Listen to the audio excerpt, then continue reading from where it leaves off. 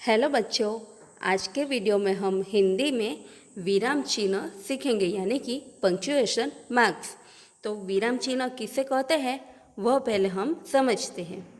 किसी भी भाषा को बोलने, पढ़ने और लिखते समय अर्थ को स्पष्ट करने के लिए वाक्यों के बीच या अंत में थोड़ा रुकना पड़ता है।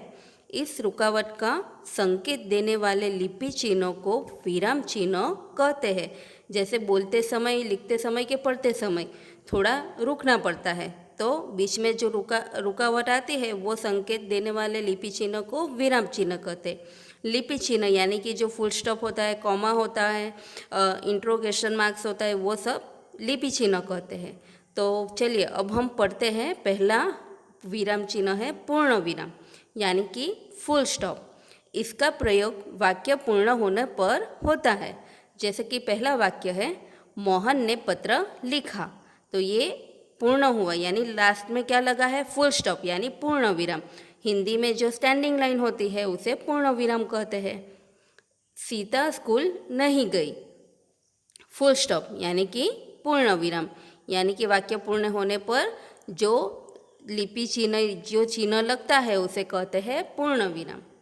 सेकंड है अल्प विराम यानी कि कॉमा।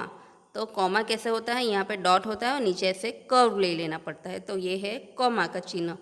अल्प विराम का प्रयोग वाक्य में थोड़ा रुकने का संकेत देने के लिए होता है।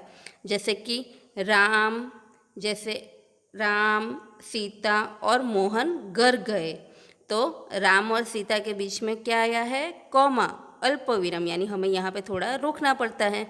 रोको मत, जाने दो, रोको मत, जाने दो, यानी कि यहाँ पे बीच में भी अल्प विराम लगा है, तो दो वाक्य के बीच में एक अल्प विराम है, तो थोड़ा रुकने का संकेत देने के लिए अल्प विराम का प्रयोग किया जाता है। तीसरा है प्रश्नवाचक चिन्ह यानी मार्क ऑफ इंट्रोगेशन यानी कि क्वेश्चन मार्क। व्यक्ति से कोई जानकारी प्राप्त करने हेतु है उपयोग में लिए जाने वाले वाक्य के अंत में प्रश्नवाचक चिन्ह लगाया जाता है। जैसे पहला वाक्य है, क्या तुम विद्यालय गए थे, तो ये क्या हुआ, प्रश्नवाचक चिन्ह। तुम क्या करते हो, तो यहाँ पे भी प्रश्नवाचक चिन्ह। तो कोई जानकारी प्राप्त करने के हेतु के लिए, जानने के लिए पीछे, ये वाक्य के पीछे अंत में प्रश्नवाचक चिन्ह लगाया जाता है। विस्मयादिबोधक चिन्ह यानी कि मार्क ऑफ एक्सक्लेमेशन, तो आश्चर्य, घृणा, सुख, दुख आदि भावों को प्रकट करने के लिए इसका प्रयोग होता है। जैसे अरे, बाप रे, वाह, शाबाश, आहा, ऐसे शब्द के पीछे विस्मयादिबोधक चिन्ह का प्रयोग किया जाता है। जैसे पहला वाक्य है, वाह, आपने तो कमाल कर दिया, तो यहाँ पे भी हमें रुकना पड़ा, तो ये हुआ विस्मयादिबोधक चिन्ह यानी आश्चर्य होता है। अरे क्या हो गया, तो अरे के पीछे भी विस्मयादिबोधक चिन्ह लगाया गया है। पांचवा विराम चिन्ह है योजक यानी कि हाइफन यानी कि छोटी डैश होती है। योजक चिन्ह का प्रयोग शब्दों को जोड़ने के लिए होता है। जैसे सुख, दुख, माता, पिता, पाप, पुण्य, देश, विदेश आदि। जैसे पहला वाक्य है, सबके जीवन में सुख दुख आते रहते हैं, ऐसे जो वर्ड होते हैं तो उसके बीच में योजक चिन्ह का प्रयोग किया जाता है यानी कि हाइफन, तो उसका चिन्ह का निशान होता है स्मॉल डैश। तो यहाँ पे आपको करना है माता और पिता। माता पिता की सेवा ही सच्ची पूजा है, तो माता पिता के बीच में भी योजक चिन्ह आएगा। तो दो शब्दों को जोड़ने के लिए ये चिन्ह का प्रयोग होता है। 6 नंबर पे है निर्देशक यानी कि डैश। निर्देशक चिन्ह का प्रयोग वाक्य में बात को स्पष्ट करने के लिए होता है। जैसे मोहन ने अपने मित्रों राकेश, आकाश, अविनाश से रुपये मांगे। पहला वाक्य है, ग्राहक यानी कि ग्राहक कह रहा है, इस पुस्तक का क्या मूल्य है, तो दुकानदार कह रहा है कि यह 25 रुपये की है। तो ये जो कोई कहता है, कोई बात स्पष्ट करने के लिए ये चिन्ह का प्रयोग किया जाता है। ये जो डैश होती है वो थोड़ी लंबी होती है यानी लॉन्ग, और यहाँ पे योजक में स्मॉल डैश होती है। तो यहाँ पे दुकानदार कह रहा है इस पुस्तक का क्या मूल्य है, ग्राहक कह रहा है इस पुस्तक का क्या मूल्य है, तो दुकानदार कह रहा है कि यह 25 रुपये की है। 7वां है कोष्ठक यानी ब्रैकेट। तो यहाँ पे आपको ऐसे कर्व के ब्रैकेट होती है। किसी शब्द के अर्थ को स्पष्ट करने के लिए कोष्ठक का प्रयोग होता है, जैसे कि अध्ययन। तो अध्ययन का अर्थ होता है पढ़ना, तो यहाँ पे ब्रैकेट में लिखा है यानी कोष्ठक में।